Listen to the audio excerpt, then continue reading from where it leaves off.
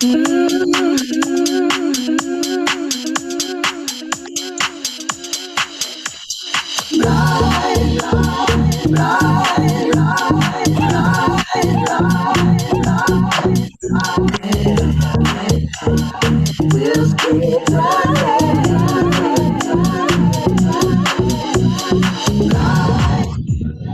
morning. Good morning. I'm Babz Rawls-Ivy. Welcome to LoveBabz LoveTalk. Today, I have the pleasure of talking to James Foreman. Hello, Mr. Foreman. And Hello. students from the Yale Law School, or graduates of the Yale Law School, Daria Rose and Elsa Malta. Welcome. We're here to talk this morning about the Yale Law School Access Program, which, as if you didn't have enough to do, Mr. Foreman, you've taken on this pilot project. And I'm excited when I saw this come across my desk. I was like, wow, this is really cool. So how are you? How is your life these days? And then tell me a little bit about this law school, Yale Law School Access Program. Absolutely. It's really nice to have a chance to reconnect with you. I'm doing okay. You know, I'm with COVID obviously is a challenge, and I have an 11-year-old son. So thinking about, how to raise him in this time, I'm so reliant on school and summer camp, and those things are, have mostly gone away. And then, dealing with everything that's happening in the world. I'm from Atlanta. And so, watching the killing of Mr. Brooks down there has been very difficult for me. I know these locations. I know, and so I go back and forth between depression at what's happened in the world, and then also inspiration and optimism as I see how many young people are leading a new wave of energy and a new wave of activism. And so, yeah, that's how I'm doing in terms of a check-in. And in terms of this program, what we're really hoping to do is, in my experience working in New Haven, working with young people, working with incarcerated men and women, one of the things that has been very clear to me is that there is an incredible amount of talent in this city. There is an incredible amount of ability and energy. And some of those people with that talent and that energy and that ability and that drive might want to go to law school. And the Law School Access Program, which we're helping to start and which we'll talk about, is designed to try to make that possible, to try to move law school from something that just could be like an abstract dream to a real concrete reality. And that involves a bunch of steps, right? That involves helping people understand different legal careers and what those opportunities are. It involves helping people prepare for the LSAT. It's demystifying the application process and the financial aid process. And so what we're saying to New Haven residents is, starting this fall, we're going to have 20 slots. And if you enter into this program, we will give you a curriculum. We will give you one-on-one mentoring. We will give you counseling to make law school move from a dream to a reality. It's a free program. There's no tuition whatsoever. And people who are interested in applying can go on our website. And I'm sure you'll, maybe you'll be able to put that on your website or in the show notes so that people know how to do that. But that's the idea behind the program. And maybe for me, the most exciting thing about it is that I'm not doing it by myself. I'm doing this in collaboration with my students at Yale, including Elsa and Daria, who are on this call. And as you'll hear from them when you get a chance to talk to them, they have had to overcome some of the same obstacles that the young people from New Haven that we imagine being in this program are going to be facing.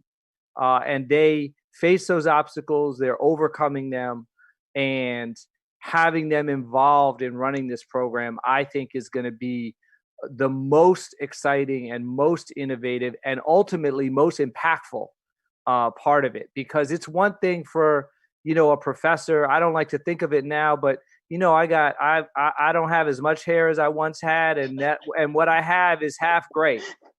And it's one thing for me to tell somebody, this is what it's about, and this is how you can do it, and this is what you need to do.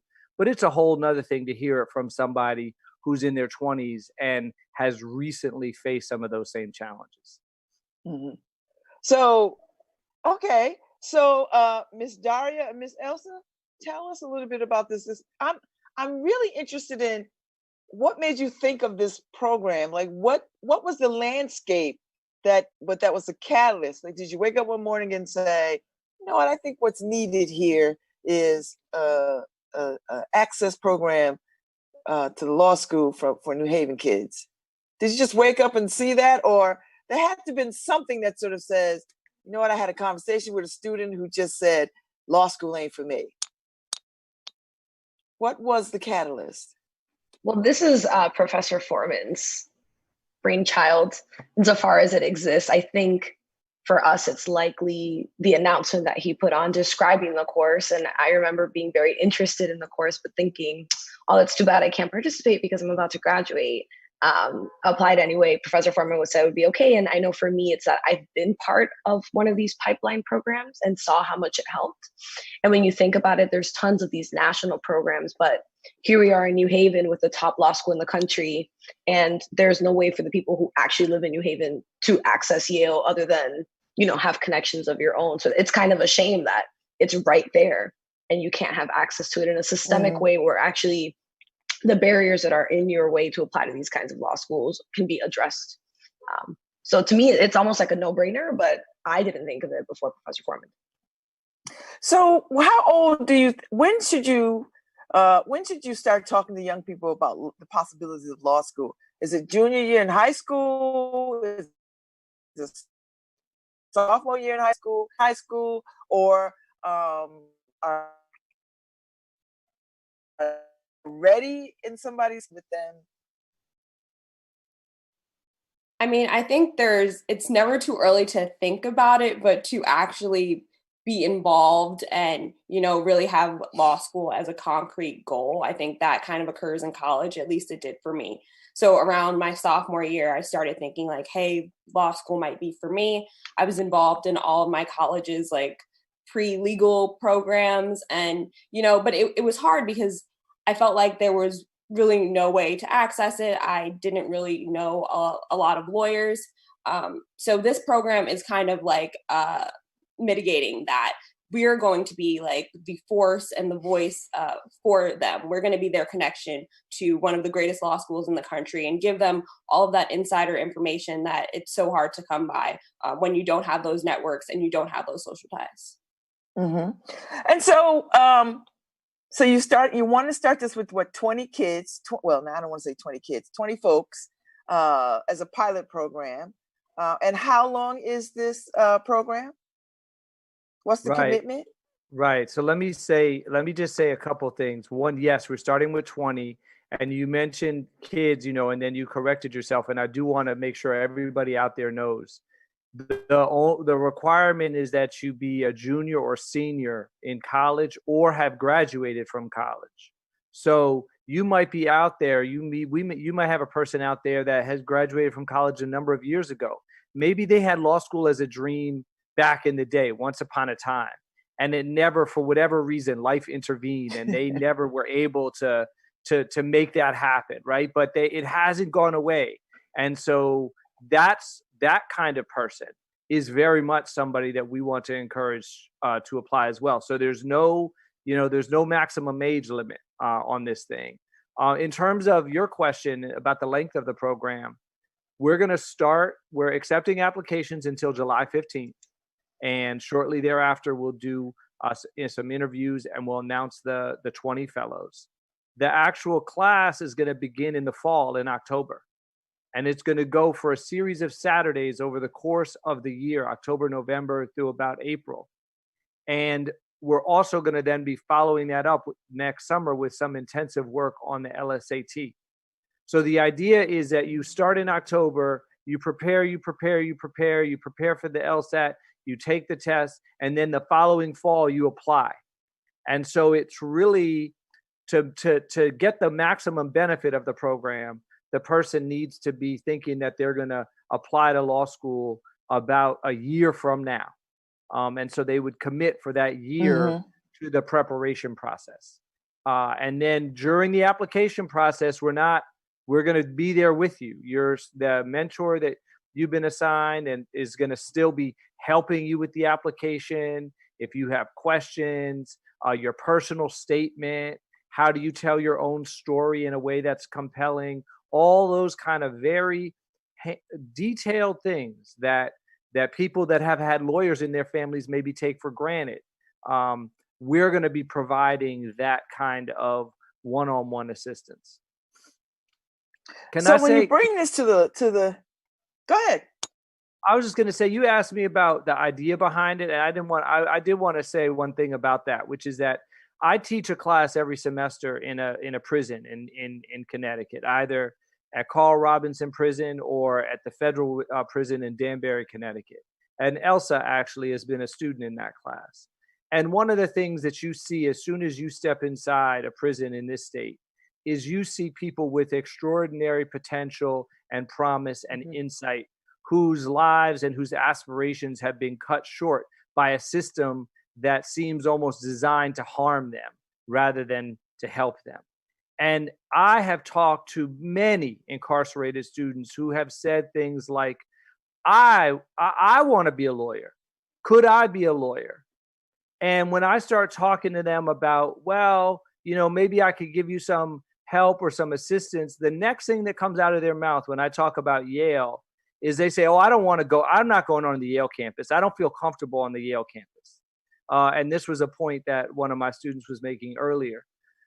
We have this extraordinary institution right here in the heart of New Haven, but because of a history of exclusion and indifference and strained relationships, people in this city don't even feel like the resources there are for them. So one of the things that I'm trying to do is send a message to students like the students that I taught who are incarcerated, that yes, you can and you will, and you are going to be invited onto this campus. The classes are going to be held on the campus. This is a New Haven institution. It doesn't normally think of itself in that way, but it is. It factually is. And so we want to try to, right? That's where I go to work, in New Haven, and I live in New Haven. So those are just the facts. And I want to break down some of those walls and break down some of those barriers in whatever way I can. So that's a little bit of when you said, I asked kind of how did it come to be? It really is those conversations with men and women who are incarcerated, who feel locked out and excluded. So James, when you go to the folks who have to sign off on this, what's the reception when you walk over there across the quad or wherever you go and say, listen, this is what I want to do? What's the reception? Are they like, okay, Mr. Foreman, we know you're fancy. We know, you've got all this publicity. You got a big book out there. And right now we're all talking race. All right. Okay. Maybe. What's the reception like? And what did you expect when you walked over there and said, this is what I want to do? I have to be really honest about this, which is that, one of the ways I operate is I do what I want to do, and then later when people hear your radio show, I might get an email saying, "Wait, what are you talking about? There's a program about the prisons? What?" So, but in all seriousness, I do need to say this, that every university institution is different, and in terms of how power is allocated, but the way Yale Law School works is that the person really who's in my boss is the dean of the law school. And so I don't have to go very far because the dean is right there, and her name is Heather Gerken. And she has been extremely supportive of this effort from the time that I first brought it up. So in my little small world, I have not had anything but support. And my colleagues who I speak about with this, they are intrigued. Some of them want to help out. Some of them want to come teach classes. So far, I might come back on your show a year from now with with a different view. But right now, I can tell you there's been a lot of support. I think you make a good point about folks feeling like they don't feel comfortable on that campus. I mean, you've got kids who not even from New Haven who are on that campus who don't feel comfortable on that campus. I mean, napping while Black is a real thing, and it made international news. So, I mean, you have that to contend with, and you have kids who already feel a little bit marginalized and out of place, or not kids, young people, or anybody who feels a little bit marginalized, out of place. So what other kinds of things, I mean, is this purely an academic outreach, or do you build in some other things to address things that might come up around racism, around access and privilege and mental health and all that other kind of stuff? I want to let Elsa and Daria jump in as well, but the answer which you're about to hear is no, absolutely. It's not only academic. And I hope y'all can talk about some of the things that you're thinking about that we're going to build into this program. Yeah, absolutely. I mean, when you speak about coming on campus and feeling marginalized or other, I won't speak for Daria, but I certainly felt that way as a woman of color, a Black Latinx woman, like, may or may not look different from the majority of my peers. And I think at least one of the most impactful ways that I think that Professor Foreman and the RA team has accounted for this is there's also going to be a portion of the course where law students are going to participate and be the ones kind of forming out what the Saturday academies look like. And we haven't selected those students yet, but we held an info session, and the kind of students who came were all first generation students, low income students, other marginalized identifying students. And I think that that's going to go a long way to kind of see students who look like the fellows who applied to law school, made it, are still facing microaggressions, and actually teaching here are the things that you might face in the legal profession, and here are tools to deal with those things. So it's definitely not just academic, because I think Professor Foreman has a really good understanding, having been a Black student at Yale in the 90s, like when Rodney King was happening, understanding what it means to be in that space and knowing that you need more than just like books and study aids to do well. Definitely. We're going to be talking about imposter syndrome. We're going to be, doing confidence building sessions and showing them that, you deserve to be here just as much as everyone else whose parents might be a judge or a politician. Like, you deserve a space in this storied institution. And that's honestly half the battle when you show up to elite spaces like this, is knowing that you belong and you deserve to be there because it wasn't built for you.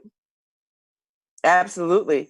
So Professor Foreman, the young sister Elsa brought up a good point. You were here during the Rodney King, just at the cusp or the beginning of the Rodney King conversations and incidents and ushering in this whole conversation around police brutality. And here we are finding ourselves some years later back in this almost same space around race and brutality and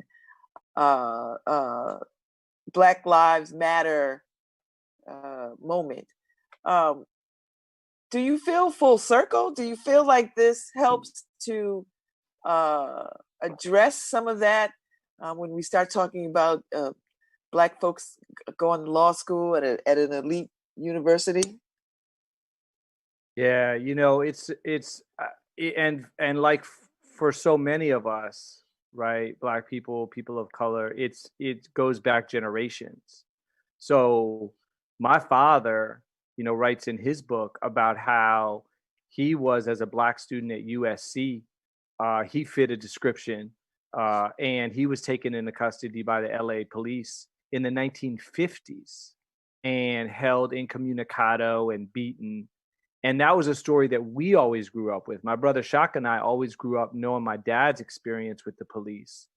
And then for me to be in law school and to see Rodney King first beaten and then have those officers acquitted in that first day trial, that for me was a devastating moment that really, I almost dropped out of law school.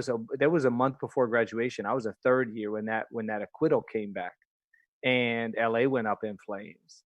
But I really couldn't handle it and I couldn't process it, because to me, so much of my life had at that point had been organized around the idea that my parents' struggle in the civil rights movement had made it possible for my generation to have opportunities that were unimaginable and unthinkable in those previous generations. And then for this blatant arm of the state to do this to Rodney King and not to get prosecuted, but to not be convicted and not have any consequences and not have any redress was, to me, it was like, it like made law school look like a lie, because the whole premise of law school is we're going to learn these rules and then I'm going to try to use those rules to help people who aren't in power get some power. But here it was, the rules were shown to be a farce. And so for me and for the other Black students at Yale at the time, it was, I mean, there's nothing that probably has been more devastating to me than that moment in terms of calling into question everything that I thought that I was doing. And so now, so I've had 30 years to process that. Now to see what's happening with again on the streets, on camera. Because, we thought back then that, well, once it got caught on camera, it was going to make a difference. And now, Daria and Elsa, they know that's not true, because they've grown up with videos and people, there not being consequences. And so for me, then this raises a question for me of how that's connected to the program. And I would say that for me, the answer to that is I want to help a new generation of future lawyers take this struggle to the next level. So I was at the march at the police station, there were 5,000 people. You were probably there, from the New Haven Green to the police. I mean, there have been a lot of marches, but I was at one of the marches.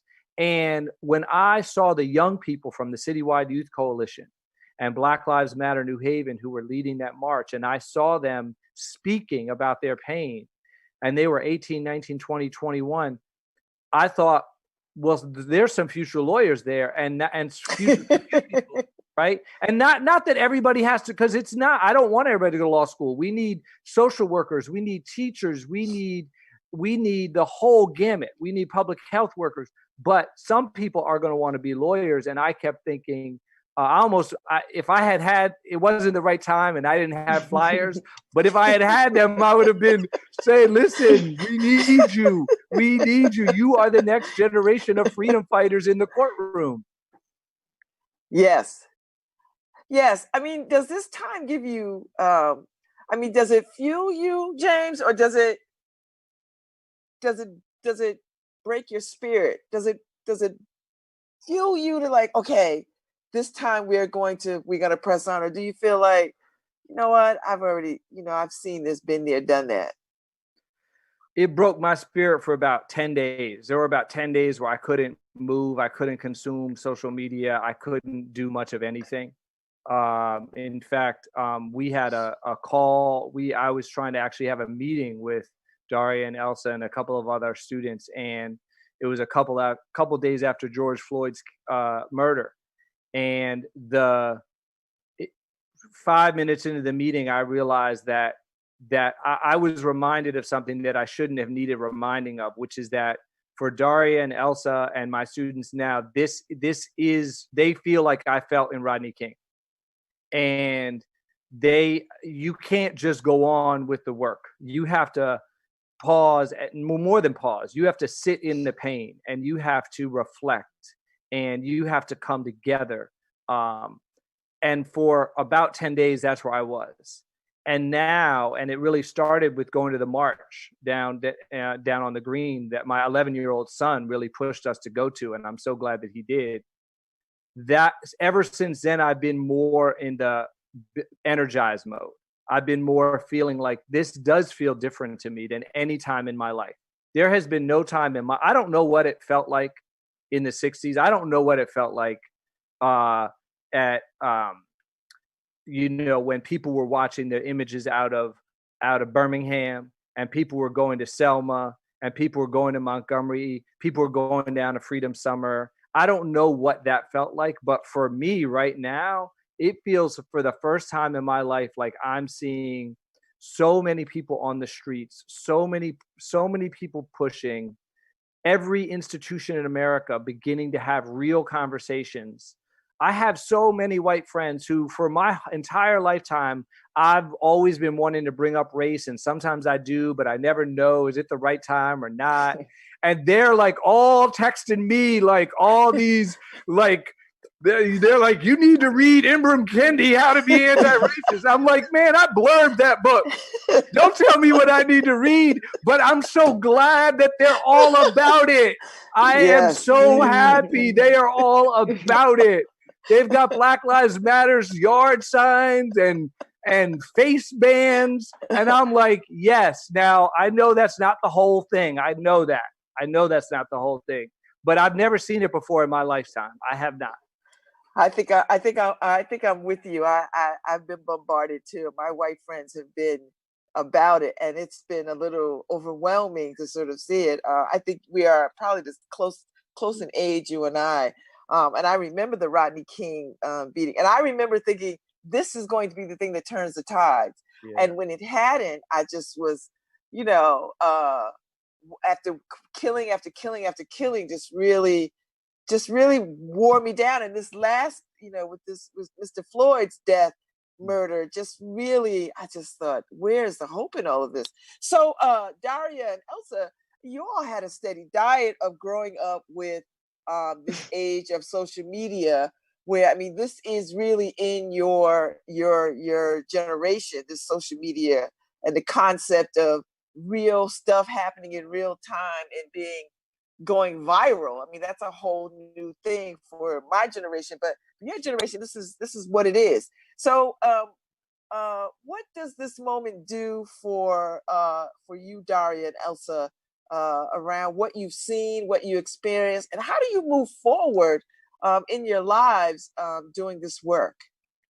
Yeah, I mean, we grew up with Michael Brown is when we were entering college, and then you have Philando Castile getting murdered on camera. You have Eric Garner getting murdered on camera. You got Alton Sterling getting murdered on camera.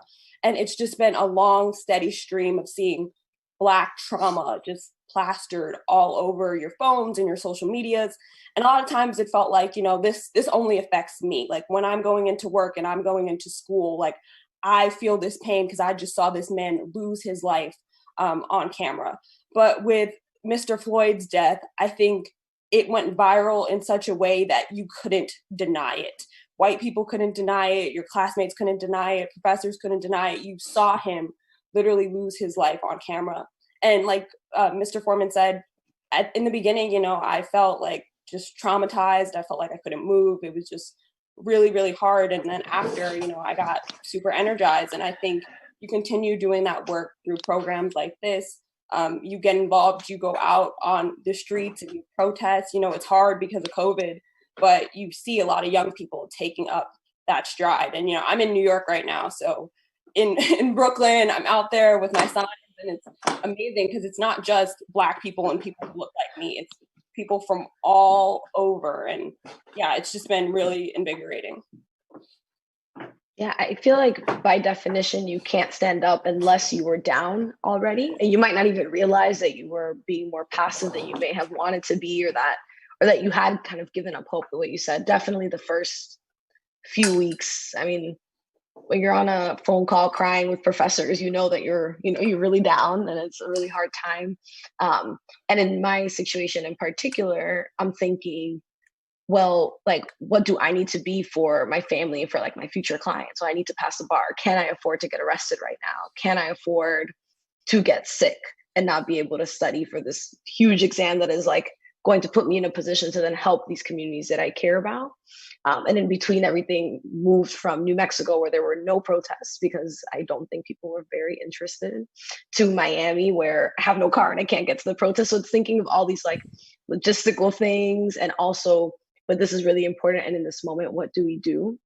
And so far as social media, I have found that it's a double-edged sword. Like, while I am glad that it's getting the publicity it needs, it is hard to see this and have to make the choice of, am I going to watch this and like really harm my mental health in a serious way, because it's a traumatic thing to see, but I also need to be informed. And in addition to that, just having to see all the people who still with the footage deny what's going on and make excuses and point to prior criminal records and, oh, you shouldn't have resisted, and all these really negative comments that do create this like cloud of negativity around it, of like doubting these people and their experiences. So I think it's been hard to see it, but it's one of those things where you have to see it. Like, you cannot hide behind a rock, black, white, or otherwise. You have to confront it to then decide how it is that you're going to help. And if you are physically unable to go to protest for whatever reasons, there's tons of fundraising opportunities. Like, if you have a little bit of money, you can donate. You can really donate anything, your time. You can make masks for people. There's a way for everyone to get involved if they want to be. Mm-hmm. So, Professor Foreman, has there been any pushback from this starting this program? Has there been anybody who says, you know what, I don't know why you want to do, like, I don't understand why Black people need extra, or why they need more, or why, has there been any pushback? I mean, because I know there's always pushback, but, and if there is, how do you speak to people who make the case that, well, I pull myself up by the bootstraps. I don't get any extra, privilege. I don't get to say, whatever. I have to make my way. Why can't these people make their way? Yeah, I'm sure there are doubters. Nobody has come and confronted me, directly, to give me pushback. And I don't know if they just haven't had a chance yet, or what, but I'm sure that will happen. And to anybody who would have that kind of the pushback that you just described, I would start talking to them about their life, and I would go through their life very carefully and very, very slowly. And it won't take very long before we will start to identify the moments when they got support, when they got assistance, when they got somebody to give them guidance. And so this idea that anybody did anything alone is a complete myth. Nobody has done that. And in fact, a lot of times when if I give talks, even not even relating to this program per se, but if you start talking to people about how they paid for college, for example, one of the things you'll quickly find out is that most people got assistance from college from their parents. And in many cases, and I'm talking about middle-class people of all races, but disproportionately white folks. And then when you start talking to them about, well, where did that money come from? It was often something that their parents took out of their house, a second mortgage or a line of credit. And then you say, well, let's talk about where the value in that house came from. And then we need to start talking about redlining, and we need to start talking about housing discrimination. We need to talk about the way in which Black families over centuries in this country have systematically been impoverished by a system that makes it harder for Black families to get loans to improve their homes or to buy a home in a neighborhood with higher values. And so right away, we're only 5 minutes into the conversation.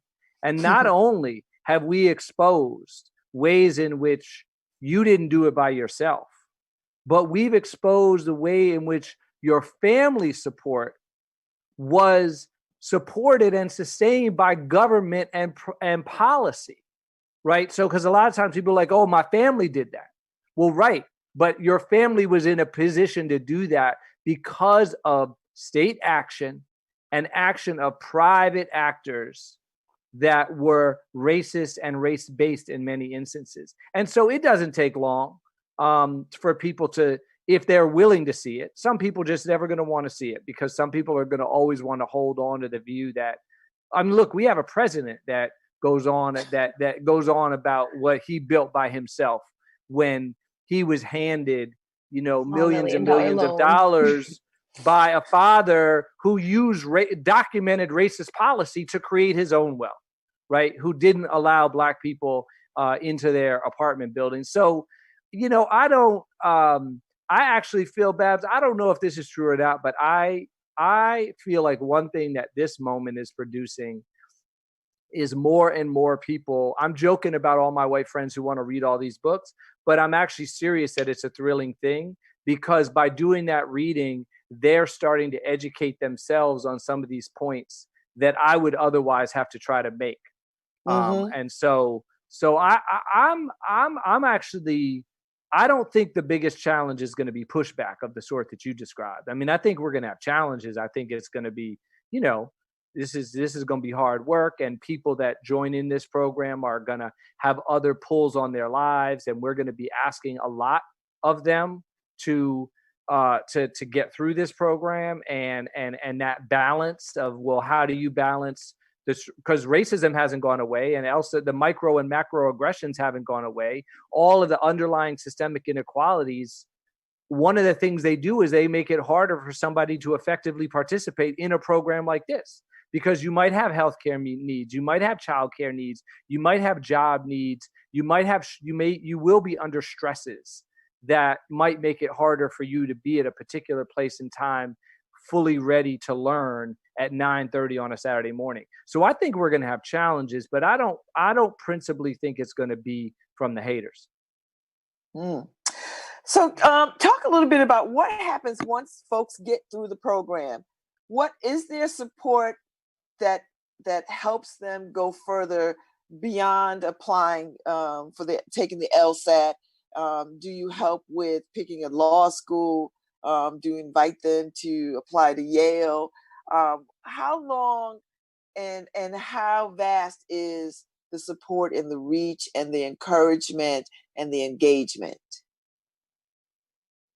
Absolutely. So I'll speak to that, and then if Daria and Elsa may also have thoughts about how to think about this question from their perspective as students who participated in a program like this themselves.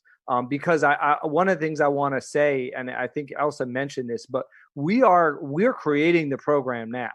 So we don't have every single answer already worked out. But what my commitment is that if the fellows, the 20 fellows who join this program, if we decide that there's something that we hadn't thought about doing, but it's clear that the fellows need it to succeed, my commitment is that will become part of the program. In other words, it's not going to be a scenario where we say, oh, wow, it's really clear that we need to do A, B, and C, but sorry, we can't. No, it's not going to be like that. My commitment is to marshal the resources to do the things we need to do to help people to succeed. But to try to answer your question a little bit more directly, my commitment is to get people situated in law school. So that means all the way through the process of you show up at your law school with whatever you need to succeed, right? I do hope, and I think that there will be informal networks beyond that. So for example, your mentor who's been working with you in the application process, I suspect that relationship is likely to continue. I know that I'm going to continue to be available. We plan on building an alumni network so that the people that have gone together through the program and are now at different law schools will be able to stay connected, and we'll have programming to continue to support them, advice on, how to find your first summer job, things like that. But it will taper down, because the idea is when you get to law school, some of that other support is going to be provided there at the law school, right? You'll arrive at law school, and your law school will have a mentoring program. They're going to have career resources. But if there's anything that they don't have, if there's anything you're not finding that you're needing, then we're always going to be that place to come back to. If you end up at a law school and we thought they were going to have a good program to help you figure out your summer plans, but it turns out that they don't, then we're going to be there for you to help guide you through that. Yeah. So it's a long-term commitment. The beautiful thing about, I think, people like me and Daria, students who, and Professor Foreman was a student once upon a time, now is in a position of power and is doing this, is either we got this help and we're so grateful that we want to pass it forward, or we didn't and we really wish we had. And so we're going to be the change that sees that happening. So just as like a quick anecdote, I was recently applying for something, and I reached out to a BOLSA member, which is a Black Law Student Association member, who was 1 year older than me. And she took an hour out of her day, her very busy day, to speak with me and help me. She suggested another BOLSA member whom I had never met. He called me right away. And yesterday I spent an hour on the phone with a young lady who is a freshman at Cornell, who knows a friend of mine that I met in Uganda once. So I do not know this person at all. We don't even go to the same institutions. And I spent an hour talking to her about how to think about going to law school from being a freshman to to the very end of senior year. Like, this is what you need to do. This is when. I think the students that Professor Foreman is going to have be part of the class are those kinds of students who, even if the program officially ended and it was like, okay, bye, we never see each other again, they're going to stay in contact with these students. Obviously, we're going to have efforts to formalize that by having a group meet chat or a Facebook group, which is something I have with my pipeline program. And I'm able to just see what schools they went to, where they're taking the bar, what they're up to. But I think that these students, the fellows, we're going to teach them those go-getter skills of like, call people, email people when you need help and they'll help you.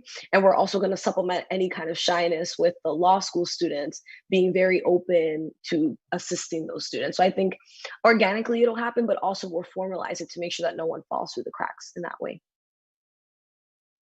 I like it. Very comprehensive. Very comprehensive. So, as we wrap up this conversation, and I'm in awe of you young women doing this work, and you, Professor Foreman, piloting this and inviting them to participate and allowing them to take this on as ownership. What are you most hopeful for? Like, what is the bigger dream for this? As you sit in this space today, what is the bigger dream moving forward? Any one of you. Yeah, I'll share mine, and I would love to hear the students share theirs as well. I mean, my dream is a couple of things. I want to walk into courthouses in New Haven and in Connecticut. I want to walk into law firms. I want to look at our elected representatives, and I want to see people who started in this program. I want to see a new generation of leadership. The bar in, if you walk into a New Haven courtroom, the lawyers don't look like the community, and I want to change that. And I want there to be New Haven city residents who become lawyers and who are on the police review board, then are making a decision about whether an officer that committed physical abuse has their contract terminated or not. I want them in the legal counsel's office for the city of New Haven, negotiating police contracts, so that when the police union comes forward and says, we're proposing this contract that in essence has no accountability, where no matter what an officer does, the police chief is going to be the person to make the decision about whether they get suspended or not, which is what contracts look like in city after city after city in America. I want somebody who came up from New Haven in our program, went to law school, is now a lawyer, saying, no. We're not doing it like that. We're not doing it like that, because I've seen some things and I'm here to tell y'all about those things. So I want to change the city. I want to help the city grow and develop. I view this as economic development as well. I don't view this as just individual access. I view this as community wealth building. And I view this as a step towards changing the structure of the legal profession in the city of New Haven and in the state of Connecticut. That's a dream. That's going to be hard to follow. I guess the first part of my dream is really to see Yale and New Haven become more one. Like you said in the beginning of this call, napping while Black and there have been so many stories about how Yale treats the New Haven community while it's this behemoth that just kind of like exists and sits in the center and is imposing. I don't want it to be like that. I want it to be open gates. I want, like Professor Foreman said, for people to feel like they can come onto Yale's campus and feel like they really, really belong there. And then I guess the second part of my dream is I want to see people who were like me in high school, in college, and, you know, thinking about becoming a lawyer and who might not have the resources to do it, to like look at this program and apply and say, you know, this is for me. Like, this can really help me and give me all the tools that I need. So my future, my hope for this program is longevity. I want to see it last until, you know, I'm Professor Foreman's age, and, you know, still have people come in the program. That long. Hey. We're far away. He can't do anything.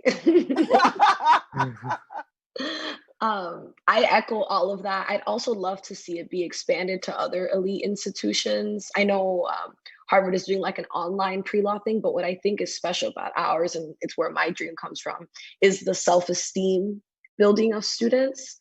Even at this point in my career, I find myself being very intimidated by things that I end up getting, and scared and feeling like I don't belong. And so I know it's like a process of building students up. And I really do believe that if you give students the confidence to do things and then the tools to execute the thing in, that they can do it. And so a lot of these pre-law programs, you know, they'll teach you how to write and the LSAT, and that's great. But if you don't think that you can do it, I don't know that you're willing to dive in and take the chance. And so like my dream is building up like a new generation of people, because this country, and I say this as like my parents are immigrants, I think this country has done like a deep psychological harm to Black people and Native people, because you just kind of, even if you don't want to, kind of come in with this like inferiority mindset sometimes because of all the barriers that you know you're going to have to overcome. And so it's acknowledging those barriers and giving you tools to deal with those barriers, and how to know that you are actually fully, like Daria said, you fully belong here. You deserve this probably more than other people, and you 100% can do it. So I want to raise a generation of people who believe that and pass that on to the next generation. Well said. Well, I am so looking forward to see how this grows and develops. Mr. Foreman, I hope y'all come back midway through and let me know how y'all are doing.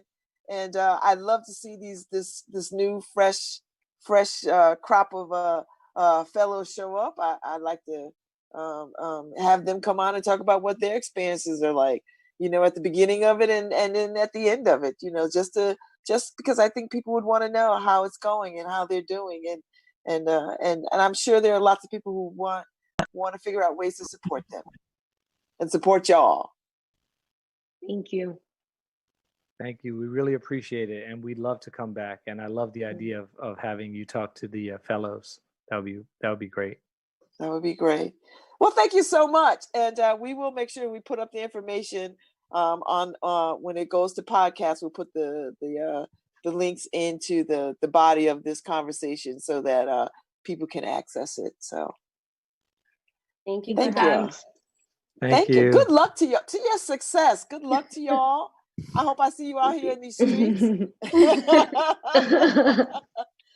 I will talk to you soon.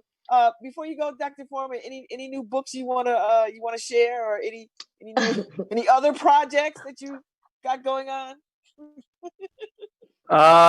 Nothing that I'm ready to talk about publicly yet. I'm working on some things. All right, then of course you'll have to come back and talk about them. So thank y'all so much. All right, thank you. Bye-bye. Thank you. Harry, we're on our way out. Thank you.